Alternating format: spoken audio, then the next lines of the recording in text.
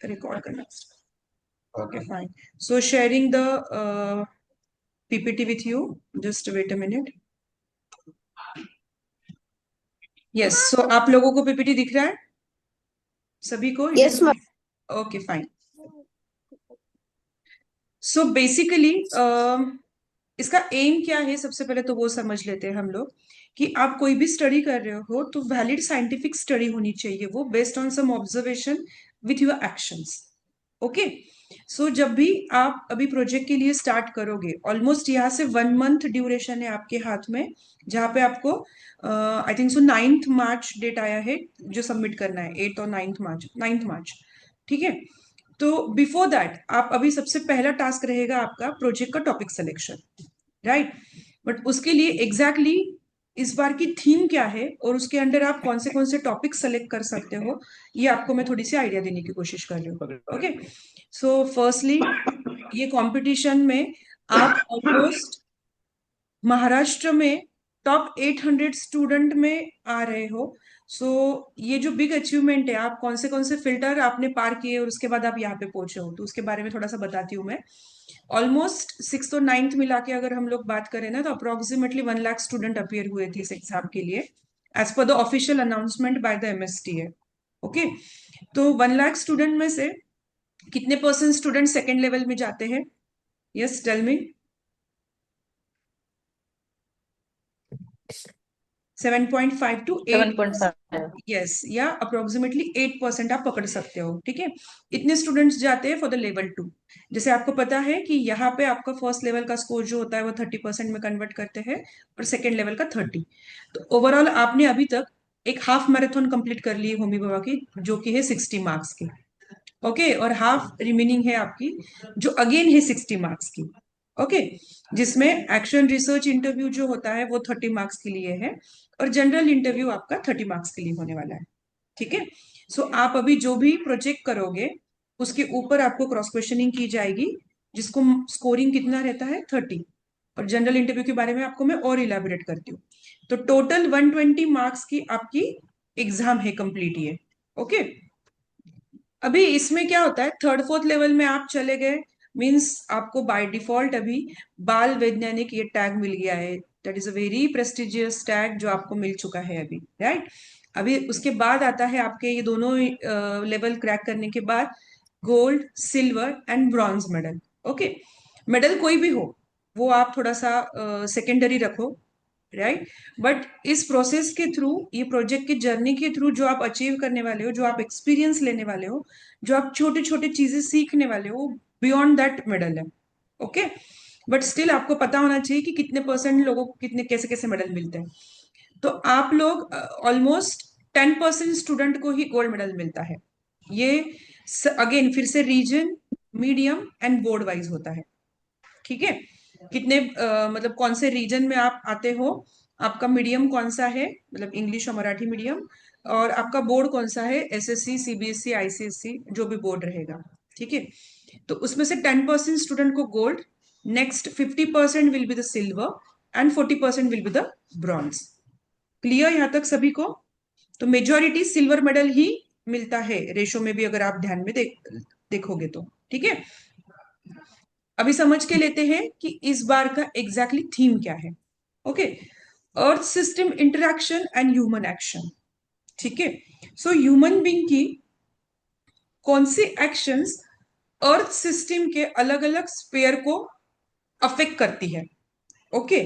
तो affect may be, it may be the positive way, it may be the negative way. Okay. But आपको पता है कि human mind is destructive mind right now. तो majority of the actions disturbing the nature, right. So there are the different type of एटमो, मतलब हम बोल सकते हैं कि जैसे एटमॉस्फेयर है। ओके। मतलब completely air blanket of earth. Then stratosphere, it's a land blanket, and the hydrosphere, water. और ये तीनों स्फीयर, जैसे आपको पता है, ये तीनों स्फीयर जहां पे इंटरैक्ट करते हैं, ऐसा एक स्फीयर है जिसको हम बोलते हैं बायोस्फीयर, राइट। तो यहाँ पे सारे ही लिविंग बींग यहाँ पे रहते हैं। तो यहाँ पे कौन सी ऐसी हमारी एक्शन है जो ये स्पीयर को डिस्टर्ब कर रही है, और उसके ऊपर हम लोग उसके लिए क्या रिमेडियल सॉल्यूशंस लेके आ रहे हैं। ओके, या उसके लिए हम लोग किस वे में वर्क करेंगे कि ये जो इफेक्ट हो रहा है वो हम लोग थोड़ा सा मिनिमाइज कर सके। ओके, क्लियर, समझ में आ रहा है? यस। अब फॉर एग्जाम्पल यहाँ पे हम बात करेंगे कि एक कुछ वेस्ट है जो घर में हमारे डेली हम लोग क्या करते हैं, क्रिएट करते हैं, राइट? घर में, इंडस्ट्री में, काफी ऐसी जगह है जहाँ पे वेस्ट क्रिएशन होता है। अभी ये जो वेस्ट है अगर हम लोगों ने इम्प्रॉपर वे से अगर डिस्पोज कर दिया, ओके, इम्प्रॉपर वे, जैसे आपको पता है कि right now there are the two ways कि ड्राई वेस्ट और वेट वेस्ट अलग अलग हम लोग सेग्रीगेट करते हैं, ओके। बट ड्राई वेस्ट में भी काफी ऐसी चीजें हैं कि जो रिसाइकलेबल है, रीयूजेबल है, ओके, 3 Rs जो आपको पता होंगे, राइट? तो ऐसी काफी चीजें हैं। तो ये सेग्रीगेट होता है क्या इस लेवल पे? आपको क्या लग रहा है कितना सेग्रीगेशन होता है आपके यहाँ पे इस लेवल पे, बताओ तो। Yes, tell me. नहीं होता है। कि सिर्फ ड्राई वेस्ट सारा एक साथ लेके हम लोग फेंक देते हैं बाहर। यस। ये रियलिटी है। और वेट वेस्ट को, फॉर एग्जाम्पल, ये तो नेचुरली डिकम्पोज भी होने वाला है एनवायरमेंट में, बट अल्टीमेट ट्रूथ क्या है कि ये भी कहीं ना कहीं दोनों क्लब अप होके एक ही जगह डंपिंग यार्ड में डाले जाते हैं, लैंडफिल में डाले जाते हैं, राइट? तो इसका इम्पैक्ट क्या हो रहा है, काफी अलग अलग पोल्यूशन क्रिएट हो रहे हैं। जैसे यहाँ पे ओशन पोल्यूशन एक निगेटिव इम्पैक्ट बताया कि ओशन के रिलेटेड क्या पोल्यूशन क्रिएट हो रहा है बिकॉज ऑफ दिस, ओके। और क्लाइमेट रेगुलेशन कैसा फेलियर हो रहा है। आप लोगों ने लास्ट 2-3 ईयर्स में कितनी बार अनटाइमली रेन ऑब्जर्व किया है या एक्सपीरियंस किया है कि काफी अनटाइमली रेन हो रही है हमारे पास, इंडिया में स्पेशली अगर बात करूं मैं तो? नोटिस किया है ऐसा कुछ कंडीशन आपने? यस। यस। सो ये कंडीशन यस। क्यों हो रहा है? क्योंकि कहीं ना कहीं हम लोग ये जो स्पीयर है हमारे, इसको डिस्टर्ब करते चल रहे बाय आवर एक्शंस। जैसे बोलते हैं ना हम लोग कि हम लोग जो देंगे नेचर को, नेचर हमको भी रिटर्न में वही देने वाला है, राइट? ओके। यस। हाँ। तो नेक्स्ट एक एग्जांपल है, जैसे कि अब इसके ऊपर आप लोग क्या एक्शन कर सकते हो ये आपको प्लान आउट करना है, और वो एक्शन आप सोसाइटी को कैसे कन्वे कर सकते हो, ठीक है? अब देखो, बहुत ही सुंदर डिजाइन किया गया है ये प्रोजेक्ट। पहले तो आप पूरा साइंस में थ्योरी कंसेप्ट क्लियर कर लेते हो, फिर आप प्रैक्टिकली चेक करते हो कि वो थ्योरी कंसेप्ट वैसे ही वर्क कर रहे हैं या नहीं कर रहे हैं, ओके। एंड देन फिर आपने जो आपका नॉलेज गेन किया है थ्रू दिस, आप ये नॉलेज सोसाइटी को कैसे गिव बैक कर रहे हो, राइट? हम अल्टीमेट जो भी चीजें सीखते हैं ना, जो भी नॉलेज गेन कर रहे हैं, समहाउ हमारा यही ट्राई होता है कि हम लोग सोसाइटी को या लोकल अपने पीपल को कैसे बेनिफिट कर सके। कोई अगर आपके मतलब पेरेंट्स आपके अगर कोई डॉक्टर है, तो उनका एक ही एम होता है कि हम मैक्सिमम पेशेंट को कैसे सर्व कर सके, हमारे नॉलेज का हम कैसे वहां पे यूटिलाइजेशन कर सके। अगर आपके पेरेंट्स इंजीनियर है, तो वो सोचते हैं कि हम ऐसा कुछ कौन सा गैजेट या ऐसे कुछ कौन से मशीनरीज इन्वेंट कर सके कि ह्यूमन बींग की लाइफ इजी हो सके। यस और नो? ऐसा ही कुछ टारगेट होते हैं ना? यस। ओके। तो आप लोगों को भी ऐसे ही छोटा सा टारगेट रखना है कि आप लोगों का जो नॉलेज आपने लिया है पूरे ये जर्नी से, आप सोसाइटी को किस वे में गिव बैक करोगे। हम्म। तो देखो यहाँ पे और एक एग्जाम्पल है, दैट इज अ बर्तन bank, very well known example. मुझे ऐसा लगता है कि जब आप सेकेंड लेवल एग्जाम देने गए थे, तब भी वहां पे ये वाला एग्जाम्पल आपको बताया गया होगा। हम्म। अब ये कंसेप्ट क्या है समझ लो। हम लोग कितनी बार बहुत सारे ऐसे इवेंट्स अरे अटेंड करते हैं कि जहाँ पे हम लोग डिस्पोजेबल प्लेट्स में, डिस्पोजेबल ग्लास में मतलब खाना खाते हैं, पानी पीते हैं, ऐसा होता है, हाँ या नहीं?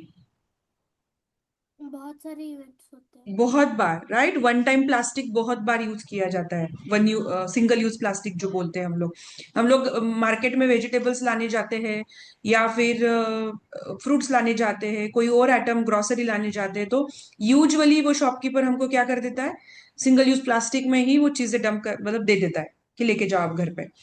तो अब ये जो प्लास्टिक है अल्टीमेटली क्या होगा, हमारे घर से बाहर जाएगा और डंप यार्ड में या लैंडफिल में डाला जाएगा। अब आपको पता है कि प्लास्टिक को डिकम्पोज होने में कितने ईयर्स लगते हैं? 2000 अबव।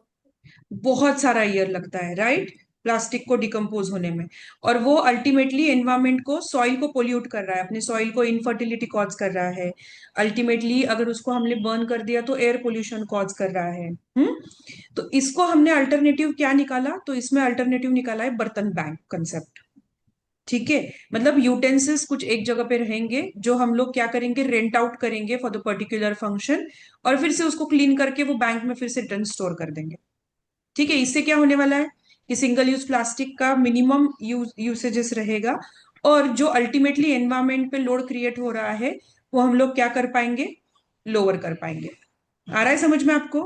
तो आपको कोई भी एक ह्यूमन एक्शन सेलेक्ट करना है, कोई भी एक, और उसमें वो एक्शन का मिनिमम ये दो स्पीयर पे, लाइक हाइड्रोस्फीयर बोलो या एटमॉस्फेयर बोलो या हाइड्रोस्फीयर और स्ट्रेटोस्फीयर बोलो, कोई भी एक ह्यूमन एक्टिविटी जिसका एटलीस्ट 2 अर्थ सिस्टम पे इम्पैक्ट हो रहा है, ऐसा सेलेक्ट करना है। क्लियर? Yes. टॉपिक क्लियर हुआ है आपको? Excuse me ma'am. Yes sir please. Ma'am बस just one small doubt. Hmm आपने जो रिक्वायरमेंट में ये लिखा है कि you have to select any one human activity hmm activity hmm ma'am, hmm वो सिर्फ नेगेटिव होना चाहिए या that can be positive also? नहीं, कोई भी इम्पैक्ट में क्रिएट मतलब ले सकते हैं सर हम लोग, नो इशू। बट क्या है कि जब भी हम कोई रिसर्च करते हैं तो हम ट्राई करते हैं कि वहाँ की लोकल कम्युनिटी के कुछ प्रॉब्लम से उसको एड्रेस कर पाए हम लोग, या फिर कुछ यस मैम। पॉजिटिव चीज भी हो रही है तो उसको और ज्यादा हम लोग मैक्सिमम लोगों तक कैसे पहुंचा पाए। Okay ma'am. राइट, तो वी कैन टेक बोथ, कोई प्रॉब्लम नहीं है, पॉजिटिव इम्पैक्ट ऑल्सो एंड ये भी निगेटिव इम्पैक्ट क्या कॉज हो रहा है वो भी। Okay ma'am, thank you ma'am. Yes, okay okay. एक ही मिनट, हाँ।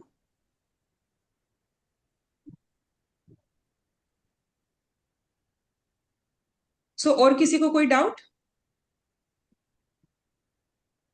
Yes student. No. No, ma'am. सबको क्लियर है एग्जैक्टली क्या वर्कआउट करना है आपको? ओके, आगे बढ़ती हूँ मैं। आप जब भी, अब सबसे पहला स्टेप रहेगा कि आप इनिशियली आपका एक टॉपिक सिलेक्ट करोगे, ओके, और उसके बाद आप एक हाइपोथेसिस बनाओगे। ठीक है, what is a hypothesis? Hypothesis मतलब पॉसिबिलिटी। अगर आपने आपने जो सोचा है, ओके, वर्कआउट करने का, और वो वर्कआउट अगर आपका हो जाता है प्रॉपरली, तो क्या चेंजेस आप सोचते हो वहां पे, ओके, हो सकते हैं, दैट इज योर हाइपोथेसिस। ठीक है, if I do it, it can happen, जो ऐसे बोलते हैं ना हम लोग, हमने ऐसा किया तो ये ऐसा होने वाला है। अगर हम ऐसा कुछ हाइपोथेसिस हमको डिजाइन करना है उस चीज के लिए, यहाँ पे एक एग्जांपल दे रही हूं मैं कि एक हाइपोथेसिस क्या होता है। फॉर एग्जांपल एक वीक हाइपोथेसिस कौन किसको बोलेंगे हम लोग, कि फर्टिलाइजर हेल्प द प्लांट्स। ये पूरी दुनिया को पता है कि फर्टिलाइजर प्लांट अगर हमने प्लांट्स को दिए तो प्लांट ग्रोथ होने वाले, वो हेल्प ही करने वाले प्लांट्स को। बट उसका ही अल्टरनेटिव एक स्ट्रॉन्ग हाइपोथेसिस क्या रहेगा, if a plant receive the fertiliser, it may grow bigger than the plant that does not receive. Okay, मतलब हम लोग कैसे स्टडी करने वाले हैं, हम चेक करने वाले हैं कि कोई अगर प्लांट है और उसको हमने फर्टिलाइजर दिया तो उसकी ग्रोथ कैसी है, और कुछ ऐसे प्लांट जिनको हमने फर्टिलाइजर नहीं दिया उसकी ग्रोथ कैसी है। समझ में आ रहा है? Yes. चल चल चल मल बंद करा तू काय ओहो, प्लीज म्यूट करना बेटा। आपने तो पढ़ना है तो साइन अप म्यूट करो बेटा आपका। एक ही मिनट मैम में ही कर कर दिया देती मैम कर दिया हूँ। ओके ओके, ठीक है। तो ये आपका हाइपोथेसिस रहेगा, और जरूरी नहीं है कि हाइपोथेसिस में आपने जो सोचा है वो कंप्लीट होना ही चाहिए। ओके, कभी कभी ऐसा भी होता है कि पूरा प्रोजेक्ट करने के बाद आपको कुछ निगेटिव आउटकम्स मिले हैं, तो negative outcomes it doesn't mean कि आपने वर्क नहीं किया है।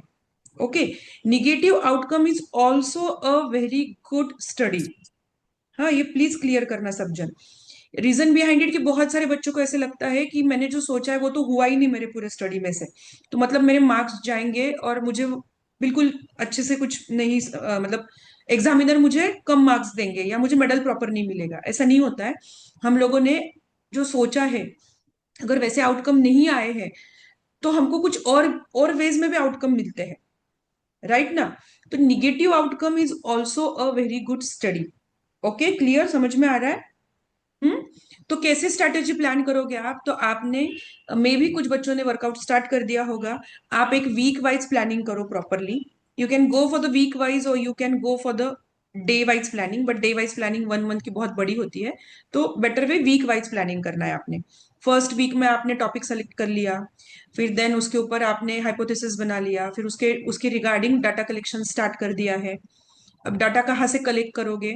तो सबसे पहला सोर्स होता है हमारा गूगल, है ना। बट ध्यान देना कि गूगल के विकिपीडिया वाले डॉक्यूमेंट, हमारा जो भी आजकल एआई के इतने सारे निकले हैं, Chat GPT, notebook, then Google Gemini, ये कोई भी ऑथेंटिक सोर्सेस नहीं है स्टडी के, सबसे पहली चीज।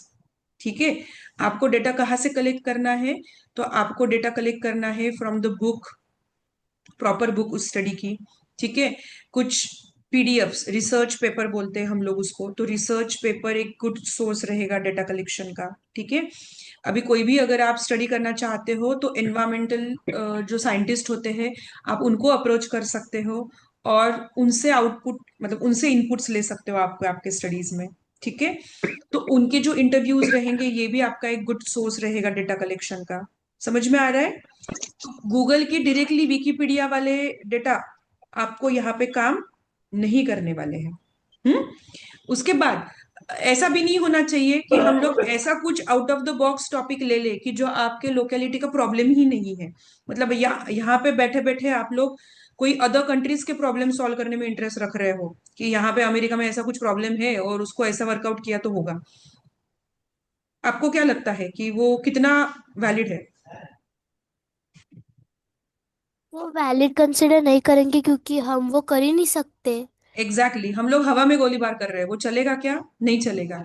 आपके एग्जिस्टिंग रीजन में कुछ अगर वैसा है और उस इशू को आप एड्रेस कर रहे हो तो that is a more stronger point for your project, right. तो इसलिए सेलेक्ट करते वक्त ऐसा सेलेक्ट करना है कि सीरियसली वो आपके सराउंडिंग में या कहीं पे वो प्रॉब्लम है या फिर जो भी चीज है। ठीक है। और उसको आप एड्रेस करोगे। और जो भी आप ऑप्शन दोगे वो ऑप्शन प्लीज मतलब सस्टेनेबल होना चाहिए, वायबल होना चाहिए। मतलब ऐसा कुछ नहीं बोलोगे कि दुनिया के सब लोग ऐसा करेंगे तो ऐसा होने वाला है और ऐसा कुछ करेंगे, मतलब ऐसे पॉसिबिलिटीज कुछ भी मत बताओ। सस्टेनेबल ऑप्शन होना चाहिए। जैसे सिंगल यूज प्लास्टिक का हमने बर्तन बैंक जो ऑप्शन दिया, it's a quite sustainable option, जो कोई भी इंसान कर सकता है, कोई भी वे, मतलब कोई भी एरा का इंसान उसको कर सकता है इजीली, है ना। मतलब middle class, upper middle class, कोई भी उसको ऑप्ट कर सकता है और इजीली सस्टेनेबल है। तो ऐसे कुछ ऑप्शंस लेके आओ। मैम ठीक है। डाउट है एक। Yes please. मैम अगर हमने ऐसा टॉपिक चूज किया जिसको करने के लिए 2 या 3 लोग लगेंगे तो फिर वो सस्टेनेबल होगा क्या? हाँ हो सकता है, डिपेंड करता है कि आप क्या सोच रहे हो उसके ऊपर, है ना। वो अब मतलब वेराय होगा, हर एक प्रोजेक्ट के लिए वो अलग अलग कंसिडर किया जाएगा। बट उसमें सबसे पहले आइडियाज क्या है आपकी और क्या है उस हिसाब से सोचना पड़ेगा उस चीज के लिए, है ना। ओके, क्लियर है यहाँ तक ये जो मैं समझा रही हूँ, हाइपोथेसिस कैसे डिजाइन करना है आपका और प्लानिंग कैसे करनी है आप लोगों को? Is it okay? Yes. Okay, now next point हम चलते हैं, that is what you have to must do in the project before that. हाँ, अभी देखो जब भी आप प्रोजेक्ट राइटिंग स्टार्ट करोगे, थोड़े से एक पॉइंट से जो मैं आपको बताती हूँ कि यहाँ पे आपको कवर पेज जो रहेगा वो नॉर्मली डिजाइन करना है, हैंड रिटन होना चाहिए, सिंपल सोबर होना चाहिए। Title should be scientific not poetic. Title इस तरीके से चूज करो आपके प्रोजेक्ट का कि वो आपका वर्क डिफाइन कर सके कि एग्जैक्टली आप किस में वर्क करना चाह रहे हो। एक सर्टिफिकेट होता है जो स्कूल प्रिंसिपल से इशू किया जाता है। ये जनरली कब इशू करते हैं? जब आपका प्रोजेक्ट टाइटल फाइनल हो जाए, तो वो भी उसके ऊपर लिखा हुआ होता है और उस स्कूल का स्टैंपिंग और प्रिंसिपल की सिग्नेचर उसमें होती है। आप जब भी वर्क कर रहे हो तो आपको कौन से पीपल ने, कौन से लोगों ने आपको हेल्प की है उस प्रोजेक्ट रिगार्डिंग, वो आप वहां पे ग्रेटिट्यूड कर सकते हो। Now next is abstract. Abstract is the last part of your project. ध्यान देना, ये आपके प्रोजेक्ट की समरी एक्सप्लेन करता है, तो इसको सबसे पहले लिखने के लिए बिल्कुल मत दिमाग लगाओ।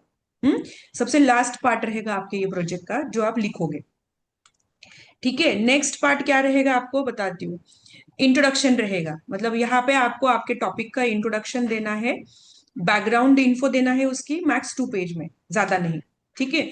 देन आप जो भी टॉपिक सेलेक्ट करोगे उसकी नीड क्यों लग रही है, आपको क्यों लगा कि उसके ऊपर आप वर्कआउट करो, ऐसा क्या प्रॉब्लम आपको वहां पे ध्यान में आया, that you have to mention in this need of statement. Need statement, it should be in the 7 to 8 lines, shorter version. Then next is your objective. अगर आप पूरा स्टडी जो प्लान कर रहे हो उसके क्या ऑब्जेक्टिव है आपके, मतलब ये अगर आपने स्टडी कर लिया तो क्या अचीव होने वाला है आपको, तो that you have to mention in 2 to 3 bullet points only. Then hypothesis आएगा, जहां पे आप statement of possibilities note down करोगे, और सबसे मेजर वर्क आएगा आपका, that is a material and method. ध्यान देना, प्लीज कोई भी लाइब्रेरी प्रोजेक्ट उठा के मत लिखो, तुरंत एग्जामिनर को ध्यान में आ जाता है। वहां पे 3 to 4 ऐसे पैनलिस्ट होते हैं जो आपको आपका इंटरव्यू करते हैं, है ना।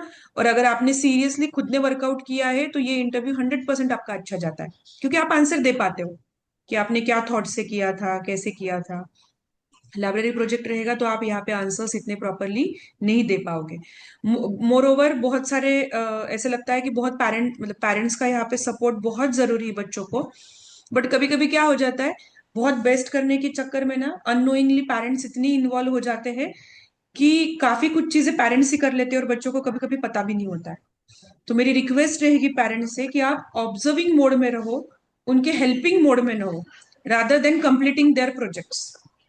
क्योंकि ये उनकी जर्नी है, उनको वहां पे जाके आंसर करना है। आप अंदर एग्जामिनेशन हॉल में जाके अंदर आंसर नहीं दे पाओगे, राइट। तो जितना बच्चा खुद करेगा उतना वो क्रिस्टल क्लियर रहेगा और उतना अच्छे से वो आंसर दे पाएगा, और यहाँ पे उसी हिसाब से डिटेल प्रोसीजर और एक्सपेरिमेंटेशन वो लिख सकता है प्रॉपर। ओके, ये आपका मेजर पार्ट रहेगा। उसके बाद कहाँ चेक किया जाता है आपको, तो नेक्स्ट ये है कि आप जब भी स्टडी कर रहे हो आपने क्या क्या ऑब्जर्व किया है। आपका observation should be the neat and clean, एकदम प्रॉपर छोटी छोटी चीजों का ऑब्जर्वेशन होना चाहिए आपका, वो मेंशन होना चाहिए यहाँ पे, ठीक है। वो ऑब्जर्वेशन बेसिस पे आप एनालिसिस लिख सकते हो। एनालिसिस मतलब क्या होता है, फॉर एग्जाम्पल आपने बर्तन बैंक का ही मैं फिर से एग्जाम्पल लेती हूँ आगे, कि आपके सोसाइटी में आपने वो क्या किया, इनकॉर्पोरेट कर लिया वो बर्तन बैंक।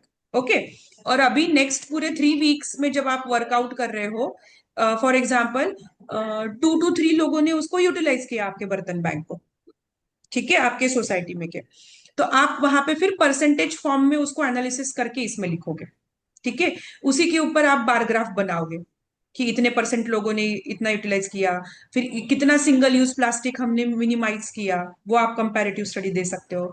फिर पाई चार्ट से आप बता सकते हो कि कितना लैंड फिलिंग आपने कम कर दिया इस इसमें पूरा ये यूटिलाइज करके। तो आपको ऐसे विजुअल्स आप इसमें डाल सकते हो, परसेंट फॉर्म में आप एनालिसिस बता सकते हो, ठीक है। क्लियर है सबको? तो इस तरीके से आपका रिपोर्ट स्ट्रक्चर होना चाहिए। जब भी आप ऑब्जर्वेशन कर रहे हो, अगर आपका रिपोर्ट डिमांड करता है कि वहां पे प्रॉपर यूनिट्स इसेंशियल है तो वो आपने लिखना है। डाटा विजुअली क्यों होना चाहिए, क्योंकि ये इजीली समझ में आता है आपका वर्किंग कितना अच्छा था, कितने परसेंट आप कर पाए, तो ये समझ में आता है अच्छे से, इसलिए इस तरीके से विजुअल डाटा बहुत इंपॉर्टेंट होता है, ठीक है। And one more important thing, जैसे मैंने बताया कि negative results are valid results, ठीक है। It's okay if the hypothesis is not proven, आपने कुछ सोचा बट आप प्रूव नहीं कर पाए, कोई प्रॉब्लम नहीं है, बट आपने कुछ अलग चीजें, अलग एंगल उस प्रोजेक्ट को दिया, जो इनपुट्स बहुत ही ज्यादा वैलिड है। क्लियर? अभी क्लोजिंग और लास्ट पार्ट क्या रहेगा आपके प्रोजेक्ट का, तो आपको रिमीडियल मेजर लिखना है, मतलब प्रैक्टिकल सॉल्यूशंस देने हैं उस प्रॉब्लम के, जो कि वायबल है, लो कॉस्ट है एंड लोकल है, सबसे इंपॉर्टेंट जो बता रही हूँ मैं। It is in the your region only वहां पे। फ्यूचर प्लान, ये भी आपको मेंशन करना होता है कि अगर आपने ये प्रोजेक्ट कंटिन्यू किया तो स्कोप ऑफ एक्सपेंशन क्या है। अगर आप सोचोगे कि मैंने ये अगर 1-2 साल में इसको कर पाऊँ प्रोजेक्ट, या इसमें और डिटेल स्टडी कर पाऊँ, तो मैं क्या क्या कर सकता हूँ, कौन से एस्पेक्ट इसमें डाल सकता हूँ, और टेक्निकल क्या एक्सपर्टीज मुझे रिक्वायर्ड है उस चीज के लिए, तो ये आपके फ्यूचर प्लान हो जाएंगे। And last is your reference. Okay, so no worry, मैं आपको एक सैम्पल प्रोजेक्ट शेयर करने वाली हूँ आप लोगों के साथ मीटिंग एंड होने के बाद, तो जहां पे आपको ध्यान में आएगा कि आपको प्रोजेक्ट राइटिंग किस फॉर्मेट में करना है, ठीक है, और आपको आपके प्रोजेक्ट्स किस वे में बढ़ाने हैं आगे। Is it clear? Yes.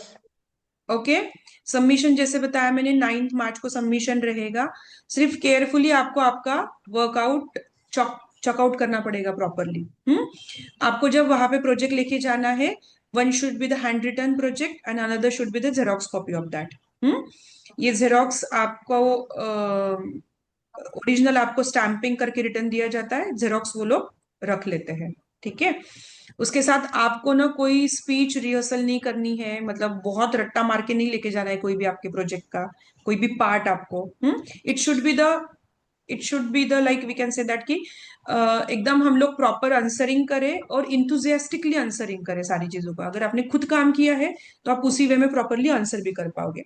वहां पे कोई भी मॉडल, कोई भी चार्ट्स, जो आप सर्वे कर रहे हो उसके रिपोर्ट्स, ऐसा कुछ भी अलाउड नहीं होता। इतना सब कुछ कुछ नहीं लेके जाना है। छोटा सा थीसिस, एक मैक्सिमम मतलब पेजेस का लिमिट नहीं दिया है, बट उन्होंने बताया है कि बाबा 25 to 30 या मैक्स टू मैक्स 40 पेजेस में उसको कवर अप कर लो आप। ठीक है, तो वो वाला चीज आपको लेके जाना है वहां पे। और जज जैसे बहुत ही फ्रेंडली जज होते हैं जो आपको असिस्ट करते हैं वहां पे, और बहुत छोटे छोटे नॉर्मल नॉर्मल क्वेश्चंस पूछते हैं, पैनिक नहीं होना है। और ना ये हो गया आपका प्रोजेक्ट इंटरव्यू रिगार्डिंग। आपको ध्यान में आ गई सारी चीजें। 9 मार्च को सबमिशन के बाद 15 मार्च को आपका इंटरव्यू होने वाला है। और 15 मार्च को दोनों भी इंटरव्यू साथ में होने वाले हैं आपके, प्रोजेक्ट इंटरव्यू प्लस आपका जनरल इंटरव्यू। ठीक है, 10-10 मिनट्स के हार्डली ये दोनों इंटरव्यूज होते हैं, ड्यूरेशन अगर बात की जाए तो नॉट मोर देन दैट। तो जनरल इंटरव्यू में क्या पूछा जाता है? तो जनरल इंटरव्यू में साइंस अवेयरनेस, मतलब आपको साइंस में कितना इंटरेस्ट है, आप सराउंडिंग में जो चीजें डे टू डे में करते हो वहां पे कौन से साइंस के कॉन्सेप्ट अप्लाई होते हैं। तो ऐसे सारे नॉर्मल नॉर्मल क्वेश्चंस पूछे जाते हैं, syllabus oriented and your hobbies oriented. ठीक है, साइंटिफिक हॉबीज ओरिएंटेड। क्लियर, समझ में आ रहा है? आपको उस दिन कोई स्कूल यूनिफॉर्म कंपलसरी नहीं है पहनना, कोई भी नॉर्मल कैजुअल ड्रेस में कंफर्टेबल क्लॉथ में आप जा सकते हो। वही अगेन इंस्ट्रक्शन की 2.5 आवर या 3 आवर्स मैक्स टू मैक्स लग सकते हैं उस दिन आपको वहां पे। और ये सारी चीजें मैं टाइम टू टाइम आपको वो अपने व्हाट्सएप ग्रुप पे पिन भी करती चलूंगी कि अभी आप फर्स्ट वीक ऑफ प्रोजेक्ट में हो, आपका यहाँ तक प्रोजेक्ट हो जाना चाहिए, आप सेकेंड वीक ऑफ प्रोजेक्ट में हो, आपने ये वाला टारगेट अचीव करना चाहिए। तो ये वीकली अपडेट्स मैं आपको देते चलूंगी। Is it clear? Yes ma'am. Okay, तो ये ओवरऑल मेरे तरफ से था। अभी कुछ आपके क्वेश्चंस होंगे तो वेलकम है।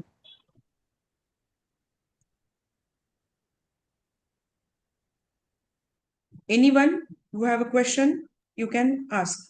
Ma'am, project should be handwritten only or word file printed is not allowed. Not allowed, it should be the compulsory hand written. और उसके पीछे का लॉजिक क्या है सर, मैं मतलब जितना हम समझ पाए हैं, बेसिकली जब बच्चा लिखता है ना पूरा प्रॉपरली तो उसको ईच एंड एवरी वर्ड पता होता है ना, कि क्या क्या लिखा है, मैंने क्या किया है।